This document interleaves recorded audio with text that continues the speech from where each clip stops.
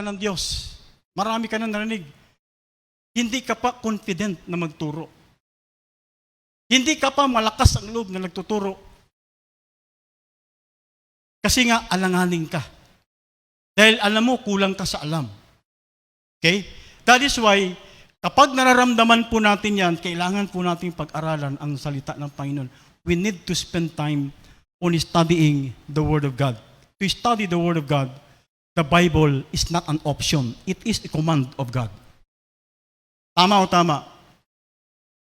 Sa panahon pa lang ni Joshua, sinabihan si Joshua, study my word, day and night. Magpo-prosper ka dyan, magsasucess ka pag alam mo ang salita ko. Sabi ni Yahweh kay Joshua. Pagdating naman sa New Testament, sinabihan ni Apostle Pablo si Timothy, study to show yourself approved unto God. Amen. You have to study. You need to study for you to be approved. Kaya, ang pagiging leader, ang pagiging tagapangaral ng mabuting balita, dapat aprobado ka. Hello, are you with me? You are approved. Nakikita ang iyong pagkatao kung gaano mo dinidevote ang sarili mo sa salita ng Panginoon. Okay? Yan yung mga qualified persons na talagang naggugol ng panahon sa pag-aaral ng salita ng Panginoon to become a leaders.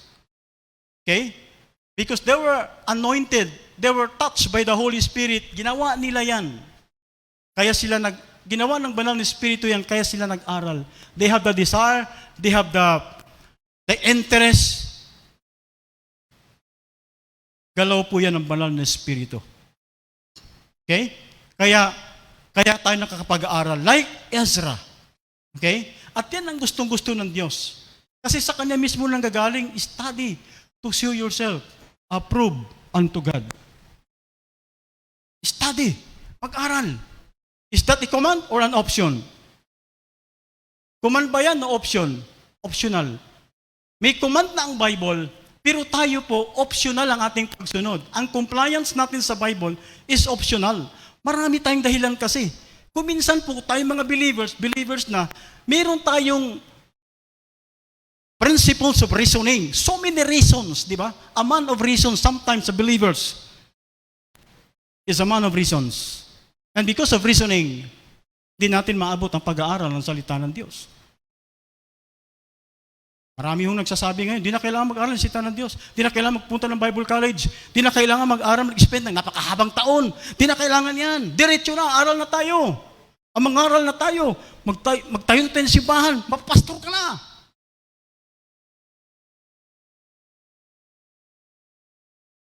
Hindi ko talaga gusto yan, mga kapatid, sabihin ko po sa inyo, ayoko ng ganyan. Okay? Kailangan po talaga mag-aral ang isang leader. Kailangan meron kang karanasan na pinag-aralan mo ang salita ng Panginoon. For you to become approved. For you to become confident in handling ministry. Okay? At yan po ang ginawa ni Jesus Christ sa apostle niya bago na iniwan. Tinuruan na ng tinuruan. Nag-spend po siya ng time, turuan ng mga apostles for 3 years. At huwag nating madaliin ang pag-aaral natin. Huwag nating tapusin kaagad ng madali ang pag-aaral natin sa Panginoon. We need to spend time. We need to spend effort. We need to labor. We need to learn. Alam niyo, pag nag-aral tayo sa Bible, okay, alam niyo ba, pag nag-aral, sama-sama tayo, there is a delight. Ang saya-saya po. Okay? Nakakatuwa. Now, hindi naman kailangan, siguro depend the God's calling in every individual members of the church, kung sino yung tipuin ng Panginoon na ikaw ay kailangang mag-aral.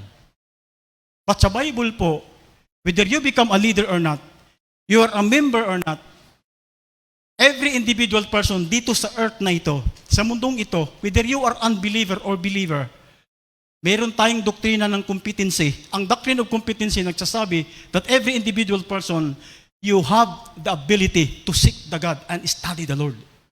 Meron kang kakayanang alamin ang Diyos. Kaya pag hindi mo ginawa yan, there is no more excuse, sabi ng Panginoon. Romans chapter 18, nagpakilala na ako sa inyo. Ginawa ko lang lahat ng babay, yet until ngayon, hindi niyo ako kilala. No more excuse. Kumpleto na tayo ngayon. May YouTube, may Googles, wala nating encyclopedia. Mas mabilis ngayon ang pag-aaral.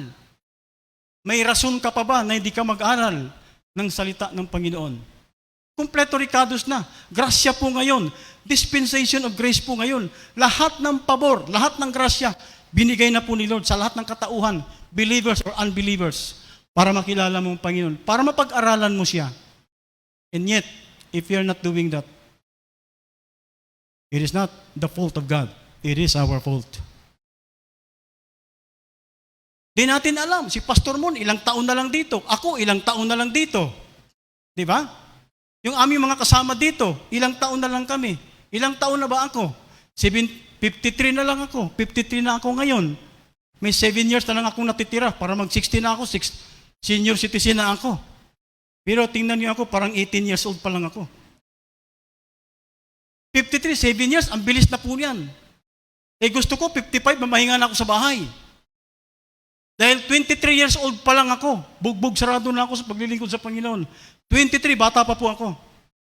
Nasa Panginoon na po, naglilingkod na po ako. 53, ilang taon na ako? 53 na ako, naglilingkod kay Lord. 53 na ako ngayon. There is so much time, not too much time sa aking wife, not too much time sa aking pamilya. Ang buhay ko, naglilingkod lang talaga sa Panginoon. Hanap buhay at paglilingkod sa Panginoon. Kaya yung baton na natutunan po namin mga pastor, gusto na namin ipasa sa inyo ng mabilisan, ng madalian. Okay? Kaya talagang even Israel is doing this. Kasi siya man ay talagang ipinasa nila ang baton, ang mga salita ng Diyos. Kailangan po may ma-disciple siya, may maturuan siya. Para yung maturuan, sila naman magtuturo sa mga bagong henerasyon. Ang pag-aaral ay napakahalaga. Huwag nating maliitin, huwag nating baliwalain, huwag nating ismulin, at huwag nating palaging sabing hindi na kailangan mag-aral. Nakalagay po sa Biblia, we need to study the Word of God, especially leaders, even if you are a member of the church. Only. Kailangan po natin yan mag-aral. Okay? Then nakalagay po sa Biblia yan. Now, kapag nag-aral po tayo, if we're going to devote ourselves in studying the Bible, it will be a time for us to learn. It will be a time for us na mag-labor. It will be a time for us na masaya po tayo dito sa pag-aaral. Now, a time to learn is what? Learning is essential. Mahalaga pong pag-aaral. Learning nourishes mind. Learning is an indispensable tool. Learning forms critical thinking skills and discovering new ways. Learning is acquiring knowledge. Learning is to expand and develop your skills. Learning cannot make you left behind. Okay? Very essential ba? Mag-aaral? Yes, of course. You cannot be called attorney. Okay? You cannot be called a doctor. You cannot be called a policeman kung hindi mo pinag-aralan yung title na meron ka. Those people now, a professional na meron silang career, pinag-aralan nila yan. They spend a lot of years, 4 years, 5 years, inaral nila yan bago sila magiging accountant, bago kang magiging secular, having a secular career or credentials. Nagbanat po sila ng buto, naghihirap po sila. Tapos sasabihin mo, hindi mahalaga ang titulo. Alam niyo mga kapatid, pinagpaguran ang titulo, pinagpaguran ang title. Okay? Hello, are you with me? Si Lord nga may title eh. King of Kings, Lord of Lords. Pinagpaguran niya yan. Anong pagod? Nagiging king siya, nagiging Lord of Lords siya. Yan ang title sa kanya. Bakit nagiging King of Kings, nagiging Lord of Lords siya? Why? Because ibinigay niya ang kanyang buhay sa krus ng Kalbaryo. At sasabihin natin, hindi mahalaga title. Pag may doktor ba, pagpasok ng doktor, pagpasok ni pastor, huy ang itatawag natin, huy. Kasi hindi mahalaga title. Huy. Hindi pwede yan. Sa Bible po, pag nagbasa po tayo, pasakop kayo sa mga pinuno ninyo. Ibig sabihin, may mas mataas talaga. Merong chief, merong under shepherd. Tama o tama? Hindi tayo magkalibel, hindi tayo magkakapantay. Pag pinantay mo ang sarili mo sa mga tauhan mo, ewan ko lang sa'yo. Baka hindi ka nagagalang. Okay? Kaya, yung mga pag-aaral ay napakalag pong alamin. Kailangan po natin matutunan. It is because this is very essential. Okay? Malaga po ito. Kaya, yung pagiging leader, hindi porkit leader ka na, okay na sa'yo maging leader ka. Kailangan mag-aral ka din. Mag-establish ka ng credentials, mag-establish ka ng... Huwag mo naman sabihin na, hindi ako, pastor, ano lang ako, pipitsuging manggagawa lang ako. Walang pipitsuging manggagawa ang Panginoon. Tandaan po natin yan. Lahat mahusay, lahat magaling manggagawa ng Panginoon. Tama o tama? At hindi tinatanggap ni Lord ang pipitsugin. Alam niyo mga kapatid, kahit kung mag-alay ka ng pilay, mag-alay ka ng bulag, mag-alay ka ng sira-sira dyan, tatanggapin ba ni Lord? Hindi po. Kaya tayo pag nag-alay tayo ng buhay, perfectin mo na. Okay? Talagang, yan po ang mga sinasabi ng Biblia na ayaw nating abutin. Minsan gusto natin magpakababa, gusto natin magpaka-humble. Minsan yung sobrang humble, hindi po maganda yan. Kailangan po tayo po sumunod talaga sa doktrina ng ating Panginoon. Sinasabi ng Bible, yun ang ating susundin. Not coming from the reasons. Not coming of being a man of reasons. Pre-understanding po ng tao yan. It's not biblical. We should be a biblical person because we are in the arena of serving a biblical kingdom. That is why learning is very essential para marami tayong matututunan. Okay? Learning nourishes mind. Ano po yung nourishes mind? Pag nag-aaral tayo, lumulusog po ang ating isipan, lumulusog ang ating puso, marami tayong alam, marami tayong natututunan. Hindi tayo basta-basta. Meron tayong mga alam sa salita ng Panginoon. Subukan mong hindi mag-aral, hindi magbasa ng Biblia, huwag kang mag-family altar, huwag kang magsamba, hindi ka makarinig ng salita ng Diyos. What will happen to your spiritual life? Di ba? What will happen to your spiritual life? Hindi ka kumakain ng salita ng Diyos, hindi ka nag-aral ng salita ng Diyos. You're not spending time na mag-aaral. Yung nga nag-aaral na eh. Yung nga nag-spend na ng time, natumba pa, nasira pa ang buhay. Lalo ni mga hindi nag-aaral. That is why lumulusog po, tumitibay po ang isang mananampalataya kapag lagi po tayo nag-aaral ng salita ng Panginoon. Learning is an indispensable tool. Kailangan. Learning is a tool for every leaders. Learning is indispensable for every leader, for every Christian, for every believers. Kailangan mo. This is a tool. Learning, having time in the Bible, in the Word of God, in God itself, is indispensable. Kailangan po natin.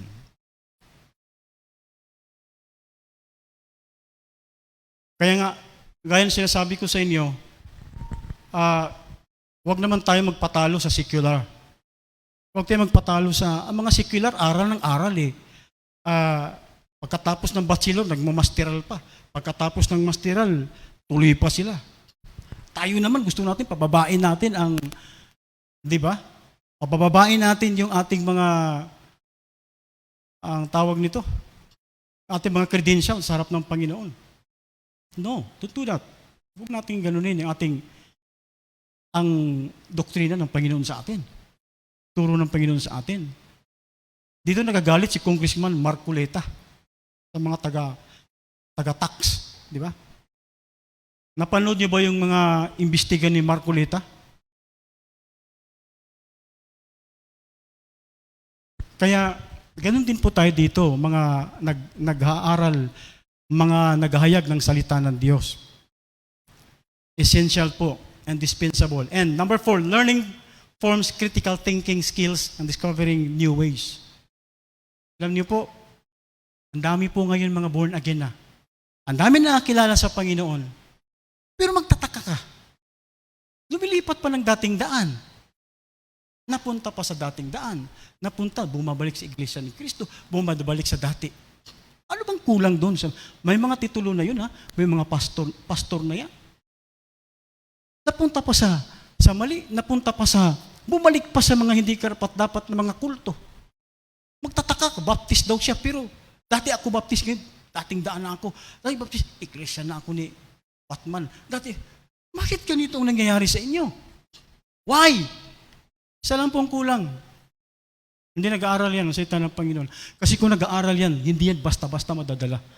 Hindi yan basta-basta matatangay ng mga turo na hindi nakasunod sa salita ng Panginoon. At hindi ka talaga pastor na totoo, na padala at manggagawa ng Panginoon. Tatangay ka eh. Yung sinabi ng Bible, hindi mo na nasunod. Napunta ka sa doktrinang simple lang ang Biblia, ha? John 1:1. Sa pasimula pa naroon ang salita, at ang salita ay Diyos, at ang Diyos ay naging tao. Tapos pupunta ka doon, ang turo, si Kristo ay tao, hindi Diyos. Anong ginawa mo sa Bible? Hindi ka kasi nag-aaral. Lumipat ka doon. Si Kristo Diyos, naging tao. Doon, tao lang. Napunta ka doon. Anong problema? Hindi ka nag-aaral. Nakakalungkot. Kaya, minsan po, sa church, pagka mabalitaan mo lang, iba natin mga kapatid, lumipat sa iba, sa kulto pa napunta.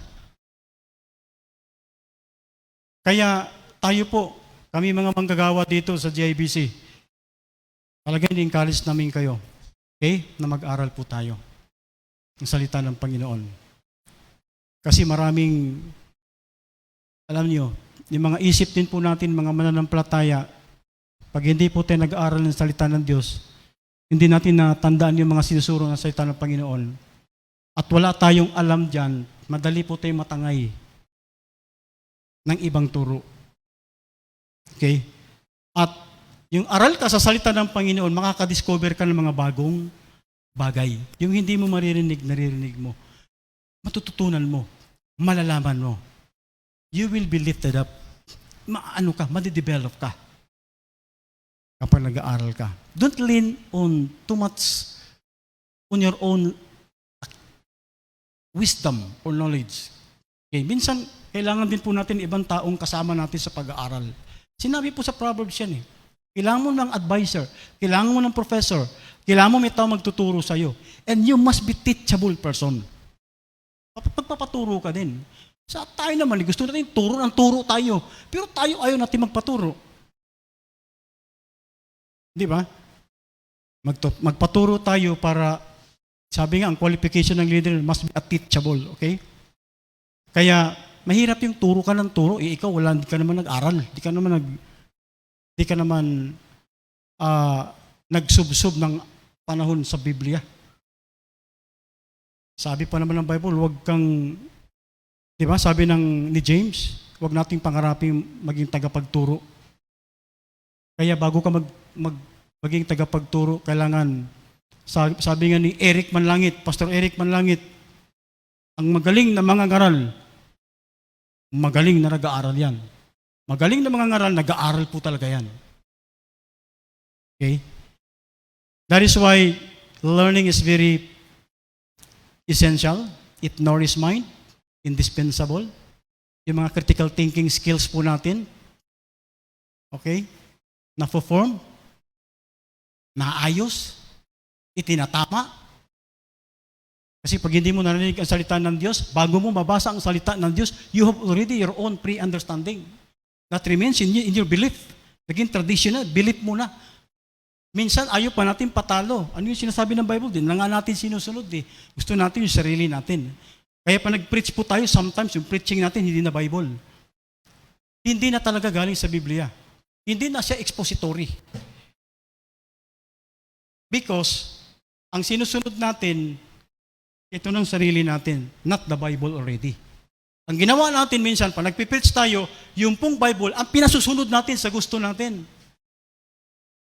Dapat po tayo nasunod sa Bible. Kaya kailangan natin aralin ang salita ng Panginoon. Okay? That is why critical thinking will be formulated in a new ways. Tuturuan po tayo, nag-aaral po tayo. Kung naniniwala po tayo ng banal na Espiritu is our great teacher,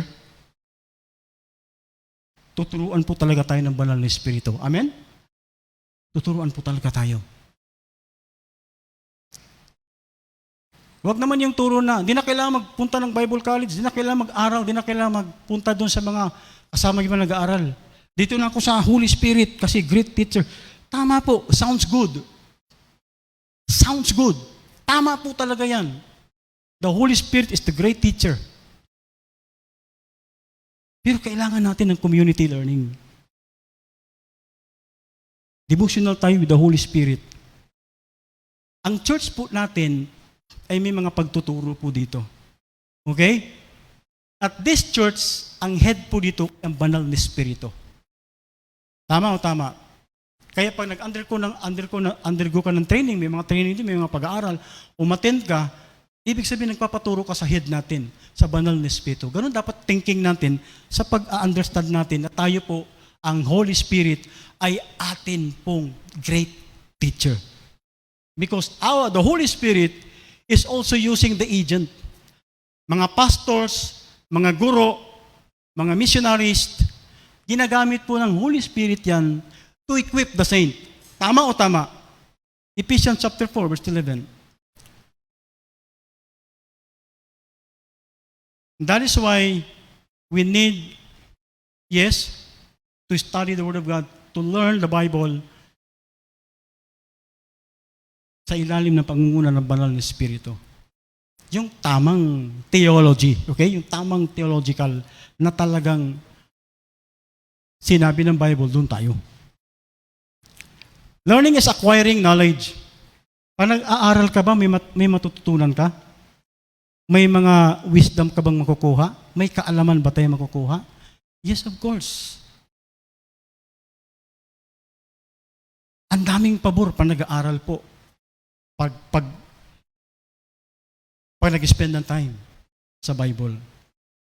Sabi nga ni Lord kay Joshua, meditate the word day and night. Pag minimeditate mo ang salita ko, pinag-aralan mo, you will prosper. You will become rich. You will prosper. Tama o tama?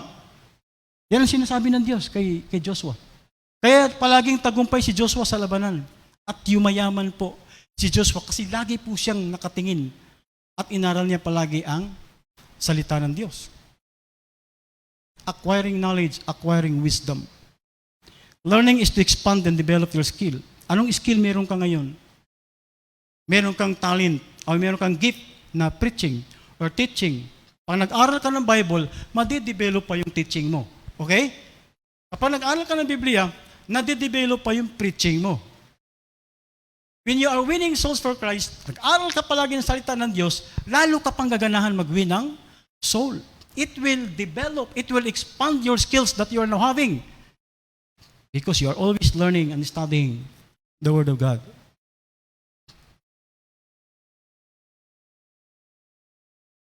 Ayon po sa mga pag-aaral natin, ang church po, mostly po, church, yung pong nag-aaral ng salita ng Diyos, wala pa po sa 50%.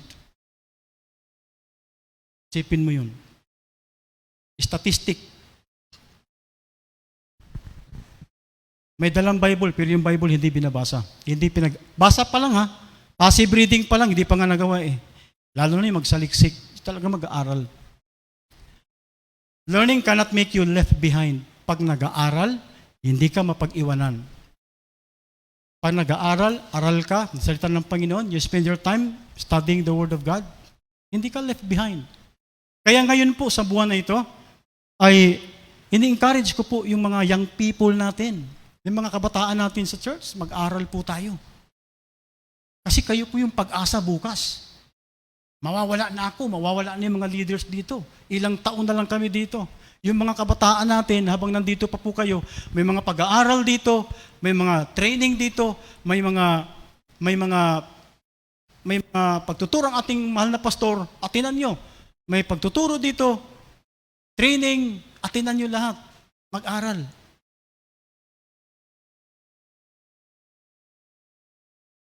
Hindi ka malileft behind. Hindi ka mapag-iiwanan sa lahat ng mga aral at turo ng Panginoon. Si Ezra, he devote himself. Kaya ang Israel, nung nag-aaral po siya, hindi na po napag-iiwanan. Nung nagkaroon po sila ng spiritual awakening because of Ezra na nag-aaral po siya, dinibote yung sarili niya. After knowing everything about the law of God, talagang sinabi niya, kayo talaga nakalimutan niyo na si Yahweh. Yung ating mga ninuno, nilabas niya sa Egypt, pinatawid tayo sa dagat, binigyan tayo ng pillar of clouds, pillar of fire.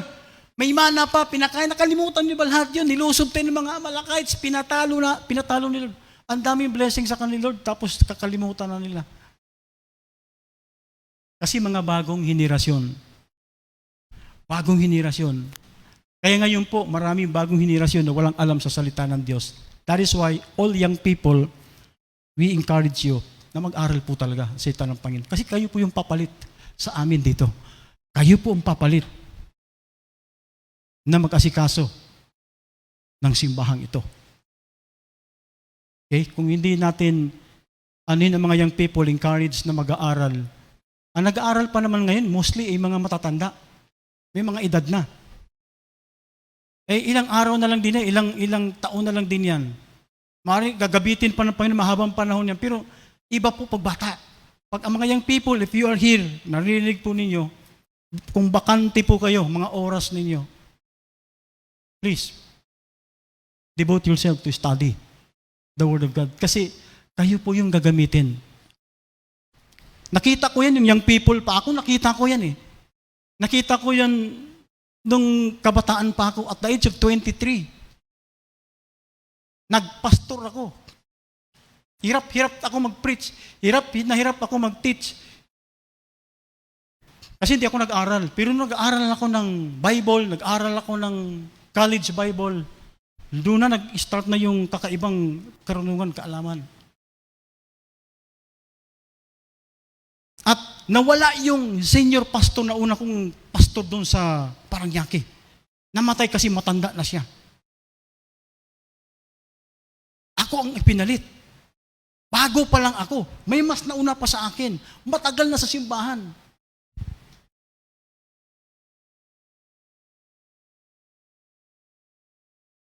Kaya nag-aral ako ng Bible school. Nag-aral ako ng salita ng Diyos. Yun yung nagpalakas sa akin na magpapatuloy sa paglilingkod sa Panginoon. Kahit napakahirap magturo ibang mga professor, pahirapan ka. Ganyan talaga mag-aral. Laboring ang pag-aaral. Yan po yung next point po natin. Yung pag-aaral po, to study the Word of God, is a time of labor. Time to labor. To move with great effort, to suffer from some advantages, disadvantages, to exert one's powers of body and mind, to stand firm, participating in His divine eternal purposes. Yan po ang laboring. Ang pag-aaral, nagle-labor ka. Ako po ay 12 years nang nagtuturo po sa mga Bible college. 12 years na po. Nakikita ko talaga yung desididong estudyante at hindi desididong estudyante ng Biblia. Enrollment pa lang, 50. Pagdating ng kalagitnaan, 30. Pagdating ng fourth block, second sem, yung 30 nawala, yung 0, 3 na lang. Kaya, kung ganun po ang magiging estado po ng mga Christian, mga believers sa loob ng simbahan, pakunti ng pakunti, sinong papalit sa mga nauna at sino magpasa ng baton sa mga kaalaman ng salita ng Diyos, di ba? Nakakalungkot po yun. Kaya, kailangan po natin gawin ito. Nakikita ko din yung mga estudyanteng nag-i-effort talaga. Alam niyo ba, ang schedule ko po ng pagtuturo for 12 years is 1 to 9. 1 to 9. Alauna ng hapon hanggang alas 9 ng gabi. Ang uwi ko sa bahay, alas 12 na. Every day, Monday, first year, Tuesday, second year, third year, Thursday, Friday, fourth year. Tapos may iba mga sub-campuses pa. Ayoko na magturo. Bakit?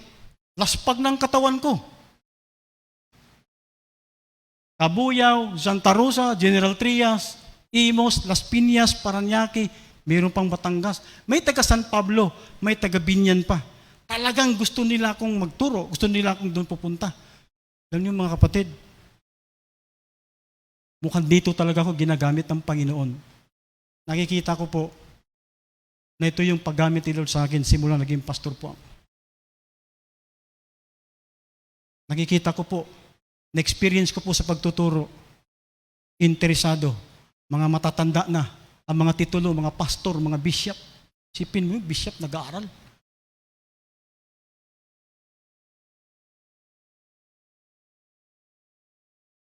Nung nag-aral po siya, natuwa po siya. Lahat po ng mga leaders niya sa church, pinapaaral niya. Pinadala niya, ginastusan nila. Ang layo. Yan yung laboring, di ba? Kagastos ka, mag-spend ka ng effort. Ang dami kong estudyante sa General Trias. Gusto nila mag-aral, wala silang pera. Wala silang pamasahe. Wala silang pambaon. Gusto lang nila mag-aral ng Bible. May sasakyan ako. May nagbigay sa akin ng sasakyan. FX dati. Ginagamit ko po yun. Hatid sundo ng mga estudyante. Alas 11 pa lang, susunduin ko ng mga estudyante. Bus driver na ako. Guro pa ako. Ako pa tagahatid sundo. That is laboring. Just to learn and study the Word of God. Iba yun Tsaka ibang mga churches yun. Tsaka ibang churches yun. Interesadong mag-aral. Matutuwa ka ngayon. Bakit? Lahat ng pinag-graduate natin ng 4th year, lahat sila, mga pastor. May mga church na hinahawak. Sa BBC Baptist Bible College Asia, sa head doon, pag nagtanong po kayo, ang pinakamaraming Bible campus si Pastor Eric lang po. Hindi ako nagyayabang. Sinasabi ko yan dahil yung effort, yung laboring, gusto ko makita ninyo, ang hirap nun. Para lang mabigyan mo ng pagkakataon ng mga interesadong mag-aral ng salita ng Diyos. Dahil may mga interesadong nag-aaral. Pagod-pagod po ako nun. Naulanan, nainitan. Abutan ng bagyo, abutan ng baha. Minsan, abutan pa ako ng baha dito dito. Kaya, bangka ang ginawa namin pauwi. Bangka papunta doon, bangka. Nakita ko din ang gawa ni Lord. Bakit? Provided kasi ako ng Panginoon. Wala akong pera. Hirap ako sa pera. Lord, tulungan mo ako. Daming estudyante, daming magpaaral, daming gustong matututo. Nag-pray lang ako, Lord, ano bang gagawin ko? Maraming gusto magturo, maraming gusto mag-aral, maraming gusto matulong ng Bible. Wala naman ako sasakyan, nasira ng sasakyan ko. Paano ako makapunta roon? Meron na naman nagbibigay ng sasakyan. Kaya makikita mo na ang Lord talaga ay kalooban niya magturo, mag-aral. At kailangan mag-aral yung mga tao. Nababasa ko yan sa circumstansya ng aking paglilingkod. Sino ang magbibigay sa inyo ng sasakyan? Ang mahal-mahal ng sasakyan, tama? Pero binigyan ka. Di ba? Ilang sasakyan ang dinaanan ko sa buhay ko? Ilang sasakyan ang dinaanan ko sa buhay ko? Tila 5 sasakyan. 2, 3 kataon nagbigay sa akin sasakyan. Pagbigay sa akin, after 3 years, sira. May panibago na naman. After 3 years, sira. May bago na naman. Lahat yan ginagamit ko kung saan-saan sa pagtuturo ng salita ng Diyos. Then maraming estudyante gustong matuto. Taon-taon, mga kapatid. Tayo lang din po ang nagpapagraduate ng napakaraming estudyante dyan sa Bible College na yan. Kaya, hindi tayo nagyayabang. In other words, nakikita lang po natin na dito tayo ginagamit ng Panginoon. At dala-dala ko po ang pangalan ng Jesus Intercessor Baptist Church. Tayo nagme-mentor sa mga churches. Parang hindi kayo masaya. Parang walang palakpak sa Panginoon. Di ba? Taga saan po kayo, Pastor? Anong church po ninyo? GIBC, Jesus Intercessor Baptist Church. Sa dami pong mga estudyante, tuwan-tuwa po sila.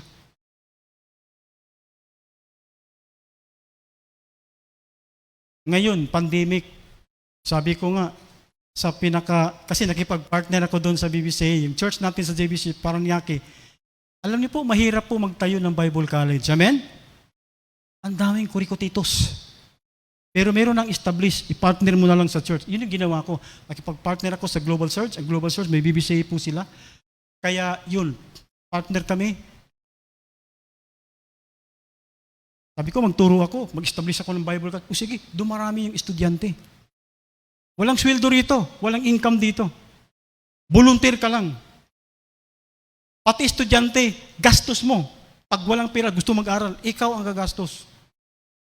Ikaw ang din eh. Pag din ka, para kang pastor, estudyante mo, tupa mo. Amen? Yun yung sinasabi ni Jesus, may tupa ako sa loob, may tupa din ako sa labas. Si Pastor Eric, may tupa, Church, JBC Paranaque, may tupa din ako sa labas. Ang dami kong tupa sa labas. Every year, nasa 200 palagi ang mga estudyante na hawak natin. Ang daming gusto mag-aral. Pagod-pagod po talaga. Kaya minsan dito, di ako maka-attend ng meeting, di ako maka-attend ng mga gawain natin dito. Inisip ko, maintindihan ako ng mga board, maintindihan ako ng mga head pastor. Pero kailangan nila ako dito. Di ako maka-attend. Kung minsan, nahihiya na ako sa ating senior pastor, nahihiya ako sa mga deacons. Hirap ako. Napipressure ako sa gawain ng Panginoon. Kailangan ko kasing gawin ang pinapagawa sa akin ng Panginoon. Nagle-labor si Pastor Eric because of so many students willing to undergo, to study the Bible. Ang daming tumatawag sa akin, gusto mag-aral, gusto mag-enroll. Tinatanggihan ko, nahiya akong tumanggi. Yung magturo ka sa online ngayon, pagod na pagod po ako, talagang iba na po ang utak ko, sakit na sa ulo, sakit na sa bunganga, sakit na lalamunan. Pero yung estudyante, makikita mo sa screen, dami po nila. Willing mag-aral, mga bagong tubo, maski matatanda, meron. And yet, they labor. Ang hirap-hirap sa signal, ang hirap-hirap, pero talagang nandoon sila. They labor. They have great effort para dito sa pag-aaral. Kami mga estudyante, pati ako, pag bagyo, pag baha, nandun kami sa church, nag-aaral, nagbabasa yung salita ng Diyos, salitan. Nakikita ko yung mga effort, di ba, mga estudyante. Minsan sabi ko, wala tayong pasok ha, may bagyo. Pumasok pa din. Nandoon na sila, nahihiya naman ako, di ako pupunta. Pupuntahan ko kahit baha. Pupunta tayo. Yun yung mga experience natin. Nakikita natin ibang mga believers, they are very interested to study. Like Ezra. Ezra is devoting himself. Yung iba naman, Pastor, di ako maka-aral kasi marami akong gawain. Dito, Bible study, dito kaya din ako kailangan mag-aral. Mga kapatid, kailangan mo mag-aral. Santabi mo muna yung Bible study mo. Mag-aral ka muna. Kasi pagkatapos mo mag-aral, yung Bible study, nandyan lang yan. Yung pag-aaral, matatapos mo, pulis, tapos ka na. Mag-establish ka na ng gawain, kahit anong gusto mong Bible study, marami. Damihan mo. Time management din. Huwag mo itapat yung gawain mo sa pagiging estudyante mo. Kung estudyante ka talaga ng salita ng Diyos, arrange mo yung time mo. Talagang gusto mo mag-aral ng salita ng Diyos. Alam niyo mga kapatid, kayo din po ang magkikinabang pagdating ng takdang panahon. And if you're doing that, we can create so many disciples. Sabi ni Jesus, make disciples. How can we make disciples? Kung ikaw mismo hindi ka nagdi-disciple, kung ikaw mismo hindi ka nag-aaral. Di ba? We cannot pasa the baton. Hindi natin mapapasa yung baton natin. Galit na ako ngayon dito ngayon kasi alam niyo mga kapatid, malapit na po ang taon ko. Kaya nagsubsob yung 7 years na natira sa akin, mag 60 years na ako, sinubsob ko na talaga ngayon. Sa pagpapagamit ng Panginoon. Na magturo, mangaral, at ang dami po talagang mga estudyante gusto magpaturo, gusto mag-aral. Ang nakikita ko, talagang ang effort nila, nauna pa sa akin palagi, ako pa palagi nalilate sa kanila. Dahil pagod na ako, daming intindi. Di ba? Yung body, yung mind nila talagang grabe. Stand firm sila, hanggang alas 10 ng gabi. Mga estudyante, grabe. Yung experience ko sa pagturo ng mga estudyante, grabe. Sa Kabuyaw, sa Santa Rosa. Ang saya-saya kasama ng mga estudyante. At number 3, time of delay. Pag nag-aaral po tayo, alam mo, ang saya-saya. Ang saya-saya. May kainan, di ba? Kainan, fellowship, mga estudyante, mga nag-aaral sa salita ng Diyos. Ang saya-saya namin palagi. Wala akong campus na hindi masaya. Lalo pag may kainan, may pisapay, may biko, may biskwit, may tinapay, may kape, may kupiko, may Nescafe, may Blend 45. Habang nag-aaral kompleto. Ang saya-saya namin, nalakakan. Kaya namimiss ko si Ate Aida. Hindi ba si Ate Aida? Namimiss ko si Ate Aida eh. Kung makahalak-hak yun, grabe yun. Wagas. Si Ate Aida, sila si Ate Valderrama, yung mga pioneering na nag-aaral dito, di ba? Sila Ate Wuli, grabe yun. Masayang masaya. Pagpunta namin doon, ang saya-saya na. Pagbalik, ang saya-saya. Enjoy lang sa pag-aaral. Nagagalak siyang laging nagsasaliksik ng banal na aral. Dito nga, every Friday, meron tayo dito pag-aaral eh. Naka 2 weeks na tayo. Kikita ko ang saya-saya ng mga kapatid natin nag-aaral. Tawanan, di ba? Ang saya mag-aral. Ang sarap mag-aral, mga kapatid. Kaya, like Ezra devoting himself, it will be our time to learn. It will be our time to labor. Ang pag-aaral po talaga, laboring po talaga yan. Pag sinabi ng professor, mag-assignment ka, gagawa ka ng assignment, gawan ganito, gawin mo lang. Gawin mo lang. Testing sa'yo yan.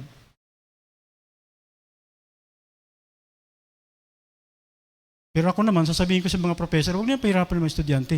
Wala na tayong mga paper assignment ngayon. Kasi iba na panahon ngayon.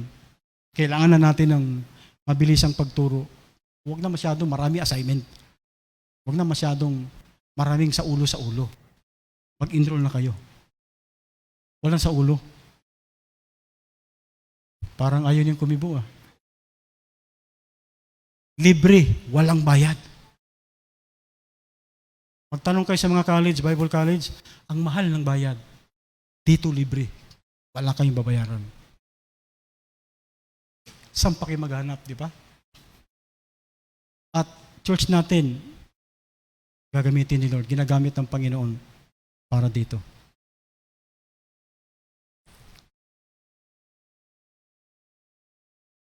Dahil ang ating mahal na pastor, nagsabi po sa atin na mag-assist po tayo ng mga pagtuturo. Ako, ginagrab ko na rin po. At priority po tayo dito. Kahit yung iba, yung binyan, hindi ko na tinanggap. Dahil dito. Friday kasi dito, Friday rin doon. Hindi ko na tinanggap. Bakit? Priority tayo dito. Yung iba, yung Santa Rosa, 2. May sa Balibago, mayroon pa doon sa Kasuluk-Sulukan. Hindi ko na rin tinanggap yun. Layo na. Dito na tayo. Kasi 7 years na lang si Pastor Eric. 60 years old na. Kaya gusto ko magpasa ng baton ng ano man yung binigay sa atin ni Lord, ipapasa na po natin sa mga bagong tubo. Kayo mga bagong tubo, kayo ang pinaka-priority.